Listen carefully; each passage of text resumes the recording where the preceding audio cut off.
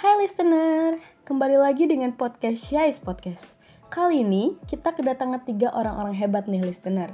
Ada Mbak Adin sebagai psikolog profesional, Mbak Salwa sebagai guru BK dari salah satu sekolah internasional yang sangat terkenal, dan Bapak Aryo sebagai perwakilan dari DPP APP. Hari ini kita akan membahas isu sosial yang cukup ramai akhir-akhir ini nih, yaitu seks bebas. Perlu listener ketahui bahwa seks bebas ini masih sangat marak akhir-akhir ini. Banyak dampak buruk yang telah terjadi akibat dari seks bebas. Hari ini, kita akan membahas tentang studi kasus yang terjadi dari berbagai profesi. Tapi sebelum itu, apakah teman-teman sudah mengetahui apa itu seks bebas? Seks bebas merupakan segala tingkah laku yang didorong oleh hasrat seksual terhadap lawan jenis maupun sesama jenis, yang dilakukan di luar hubungan pernikahan dan bertentangan dengan norma-norma tingkah laku seksual dalam masyarakat yang tidak menerima secara umum.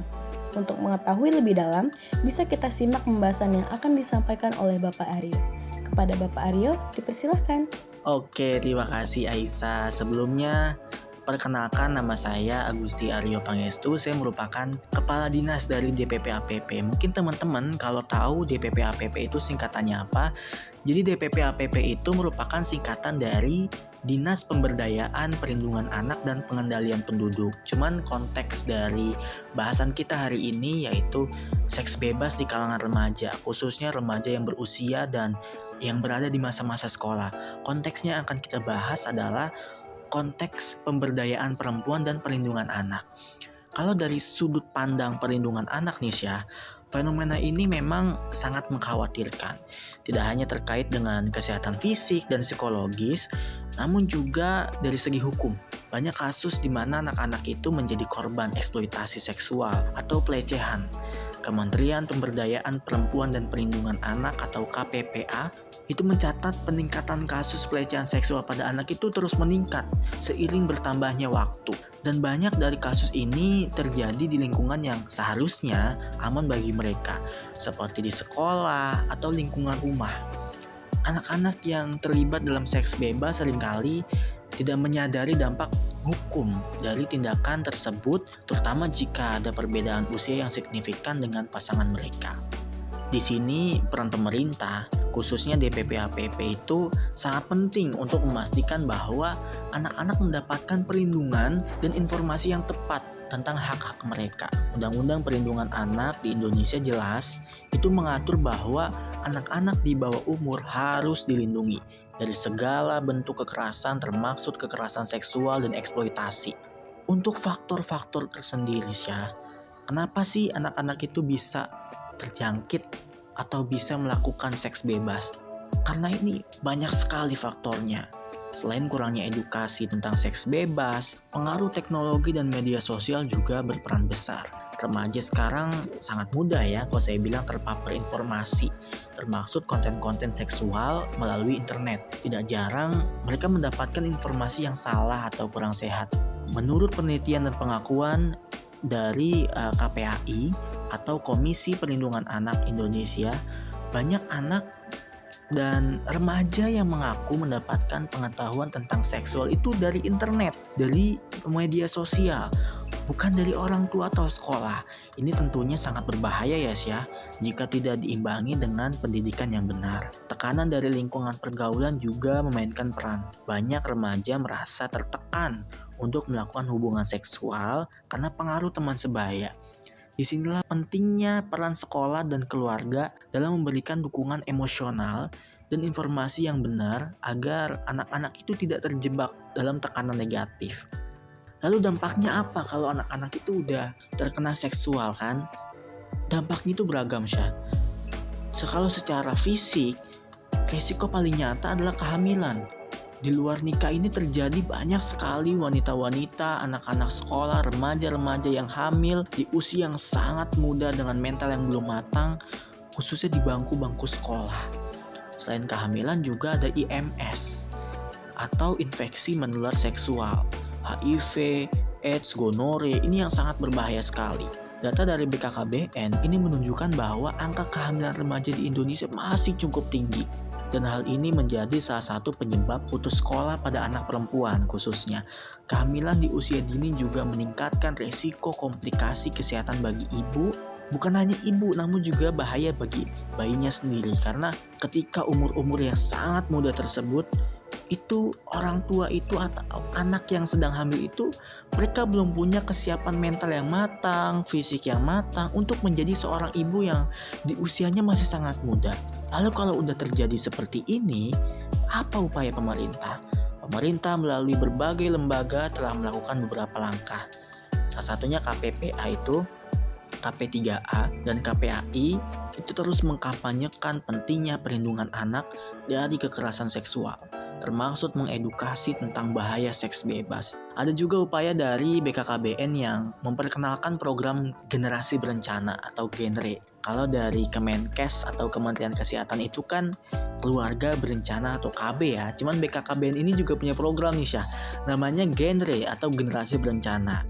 Apa sih tujuannya? Tujuannya adalah memberikan pemahaman kepada remaja tentang pentingnya merencanakan masa depan mereka, termaksud dalam hal menjaga kesehatan reproduksi. Dari segi hukum, jelas itu Undang-Undang Nomor 35 Tahun 2014 memberikan perlindungan yang kuat bagi anak-anak, termaksud dalam hal eksploitasi dan kesehatan mental. Pemerintah juga mendorong implementasi edukasi kesehatan reproduksi di sekolah-sekolah. Meskipun banyak ya memang tantangan dalam pelaksanaannya, namun semua upaya itu tidak bisa berjalan atau dijalankan sendiri.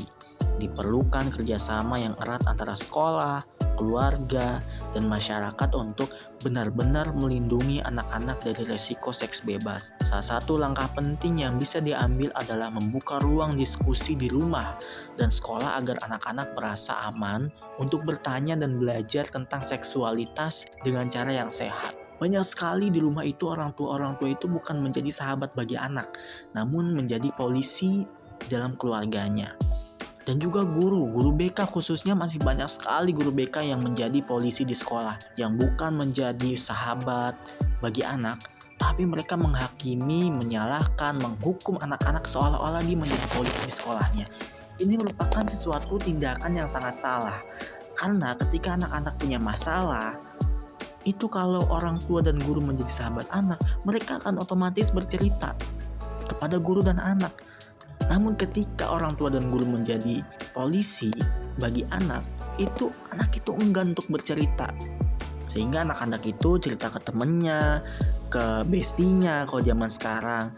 Bahkan yang lebih bahaya sekali sih sekarang, itu anak-anak yang memang sudah terkena stres atau kesehatan mentalnya itu larinya bukan lagi ke status, tapi larinya sekarang ke narkoba, narkotika, dan minuman-minuman keras. Itu merupakan detik awal menuju seks bebas. Banyak sekali kasus-kasus seks bebas itu, pelecehan seksual itu terjadi ketika anak gak sadar atau ketika anak sedang mabuk. Tiba-tiba mabuk, terus tiba-tiba besoknya langsung hamil. Itu banyak sekali yang terjadi seperti itu.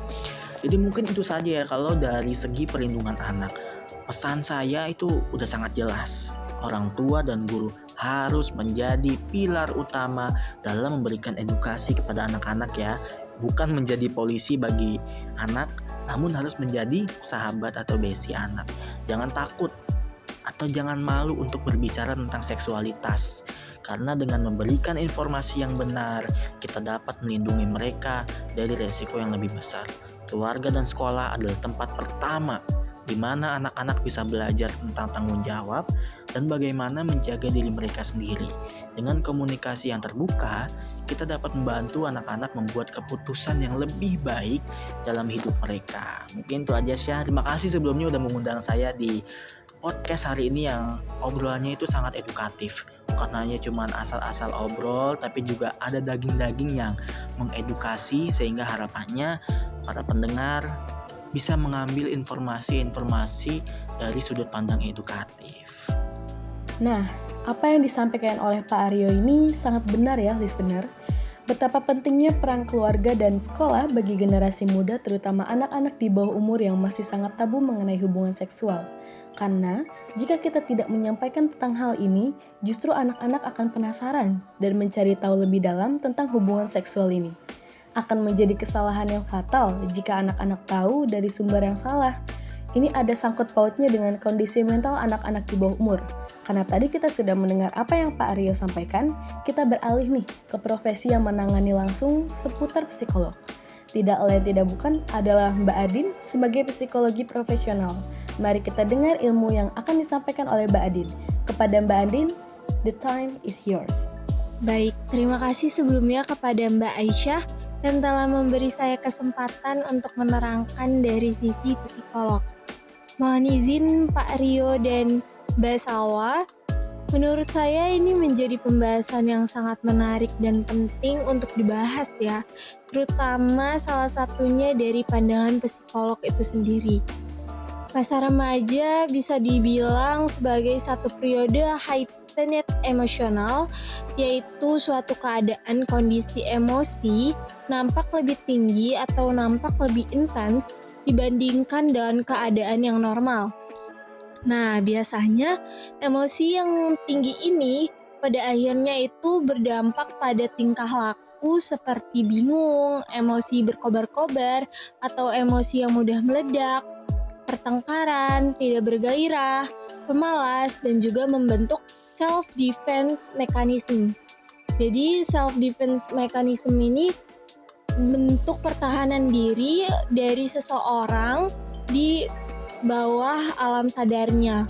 Jadi masa remaja merupakan masa yang penuh rasa ingin tahu terhadap segala hal, termasuk salah satunya masalah seksual.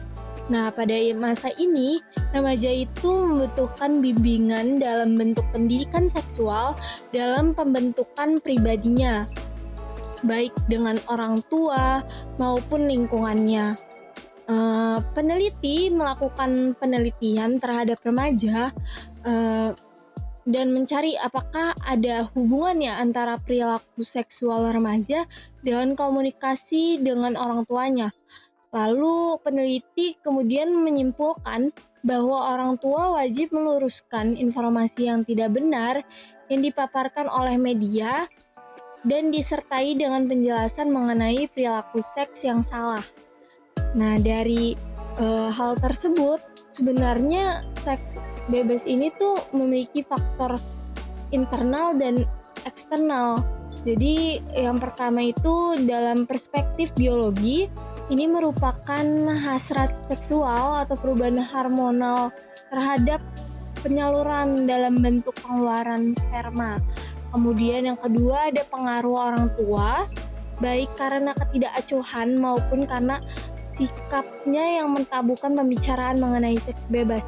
Jadi orang tua tidak terbuka terhadap anak atau tidak pernah membahas mengenai apa itu seks bebas pada anak. Jadi anak tidak mendapat pembelajaran langsung dari orang tua. Kemudian yang ketiga, pengaruh teman sebaya atau kecenderungan pengetahuan yang makin bebas antara laki-laki dan perempuan dalam masyarakat. Kemudian ada yang keempat, perspektif akademik. Jadi remaja dengan presentasi rendah dan tahap aspirasi rendah itu cenderung lebih sering memunculkan aktivitas seksual ya. Kemudian dari faktor tersebut pastinya ada muncul dampak. Nah, dampak yang paling berhubungan dengan psikolog atau psikologis itu perilaku seksual remaja yang berhubungan dengan kesehatan reproduksi adalah konsensi psikologis. Jadi tekanan psikis dan sosial yang dialami remaja yang hamil di luar nikah itu tuh cukup besar. Jadi tekanan-tekanan yang dihadapi ini membuat mereka rentan mengalami persoalan psikis.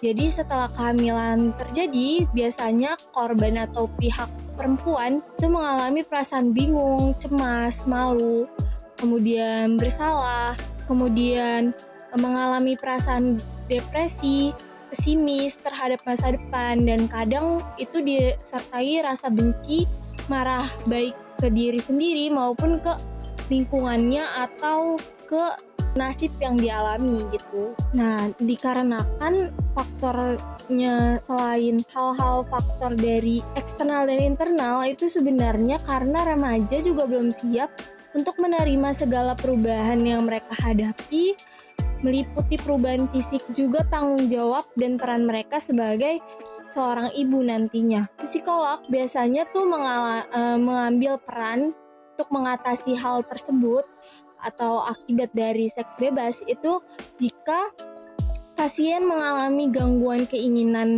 dan gairah seksual, kemudian trauma seksual akibat seks bebas, dan gangguan hiperseksual. Jadi dibutuhkannya psikolog itu untuk memberikan informasi yang akurat dan komprehensif terkait kesehatan seksual, termasuk tentang resiko kesehatan, pentingnya kontrasepsi, dan pencegahan penyakit menular seksual.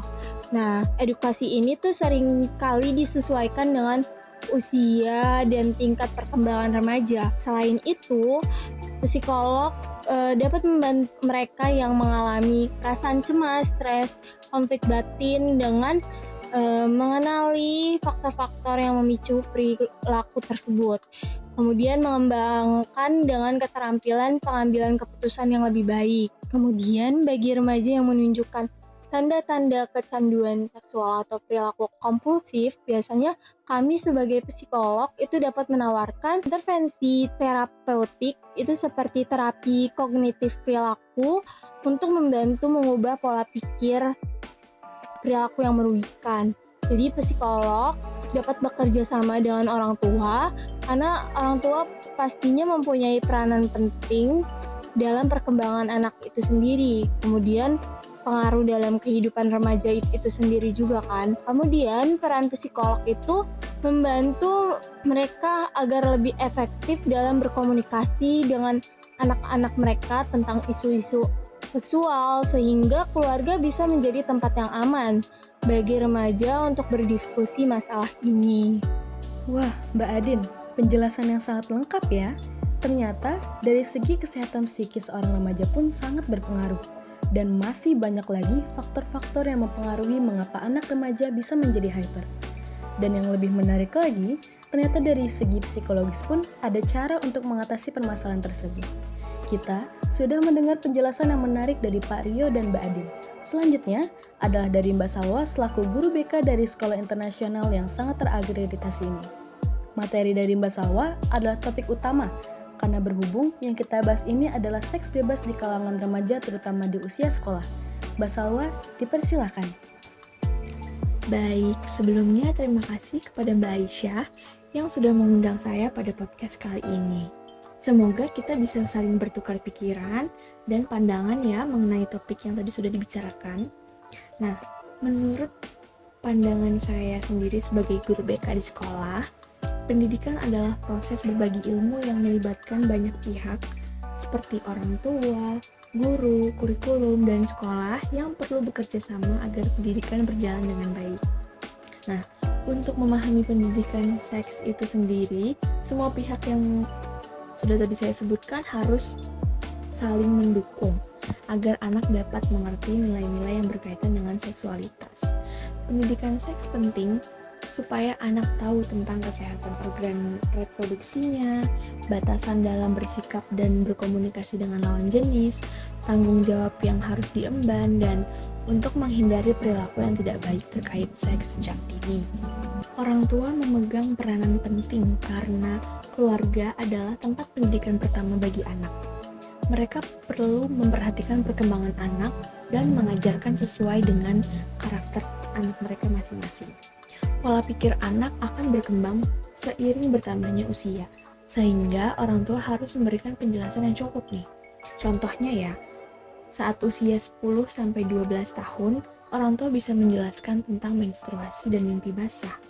Lalu saat usia 13-15 tahun, orang tua bisa mengajarkan nilai-nilai agama dan keluarga serta cara mengekspresikan cinta. Nah, kemudian di usia 16-18 tahun, orang tua sebaiknya sudah mulai mendukung keputusan anak yang positif. Namun saat ini banyak orang tua yang mengabaikan peran mereka dalam mendidik anak tentang seks karena berbagai alasan. Seperti kurangnya waktu, komunikasi yang minim, dan anggapan bahwa sebenarnya membahas seks itu adalah hal yang tabu.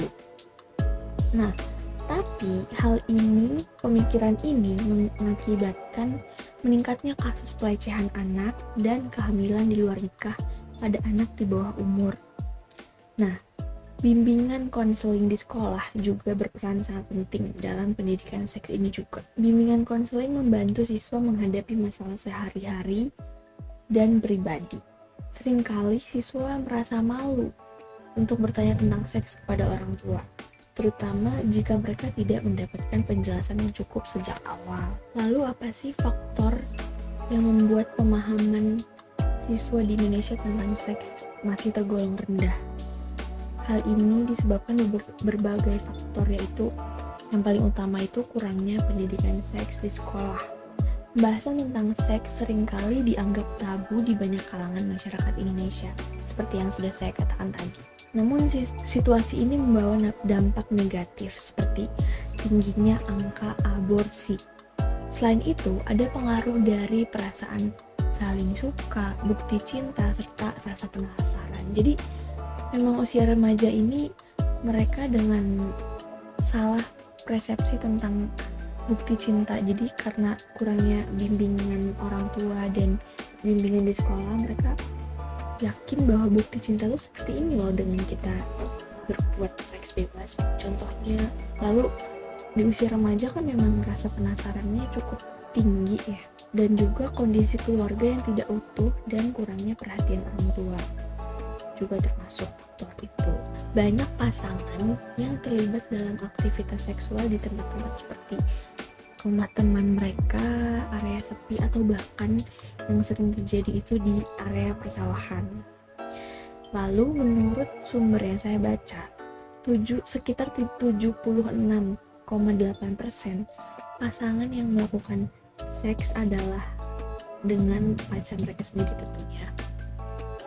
Sementara lainnya merupakan bisa dengan teman atau orang dewasa yang lebih tua.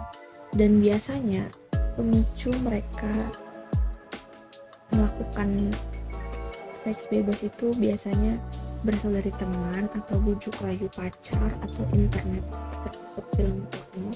Kemudian menurut World Health Organization tahun 2016 sekitar 21 juta remaja perempuan berusia 15 hingga 19 tahun di negara berkembang mengalami kehamilan setiap tahun, dan hampir setengah dari kehamilan tersebut atau sekitar 49% tidak merupakan kehamilan yang tidak diinginkan.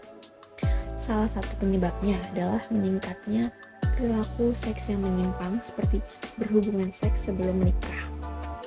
Lalu sebagai guru BK, apa sih upaya yang dilakukan? Nah, salah satunya itu dengan konseling kelompok, yaitu cara untuk memberikan bantuan dengan memanfaatkan interaksi antar anggota agar mereka bisa lebih memahami diri mereka masing-masing. Dalam suasana yang nyaman tentunya, anggota kelompok bisa saling bertukar pikiran, memberi dukungan, dan berbagi pengalaman. Secara umum juga konseling kelompok memiliki prinsip yang sama dengan konseling pribadi. Nah, apa sih tujuan dari konseling kelompok itu?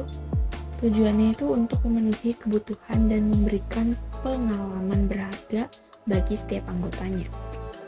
Sudah terbukti efektif dan efisien dalam mengajarkan pendidikan seksual kepada siswa menurut penelitian Hasanah tahun 2018. Oke, saya rasa cukup segitu aja sih penjelasan dari saya, Mbak Aisyah. Oh, ternyata untuk penanganan biasa menggunakan konseling kelompok ya Mbak Salwa? Mungkin itu ide yang bagus, karena bisa sekaligus mengedukasi lebih dari satu anak, yang dimana hal tersebut lebih menguntungkan bagi banyak pihak. Nah, tadi itu adalah 3 penjelasan dari berbagai profesi yang sudah dijelaskan nih listener. Pada intinya, seks bebas adalah hal yang sangat dan wajib untuk dihindari karena untuk apa? Selain merugikan diri sendiri, hal tersebut juga dapat merugikan orang lain, terutama keluarga. Keluarga menanggung malu yang sangat besar jika hal yang tidak diinginkan itu terjadi. Merugikan diri sendiri juga sudah pasti. Selain kondisi psikis yang terganggu akibat seks bebas, kondisi biologis kita juga bisa terganggu karena menularnya penyakit seksual yang timbul akibat seks bebas. Nah, tadi itu adalah penjelasan dari kelompok 7G seputar podcast kita yang bertemakan seks bebas. Semoga bisa menjadi ilmu baru serta edukasi untuk listener. Terima kasih karena sudah menikmati acara podcast kali ini. Saya Aisyah Ramadanti sebagai host, izin undur diri. Terima kasih dan sampai jumpa di podcast selanjutnya listener. Bye-bye.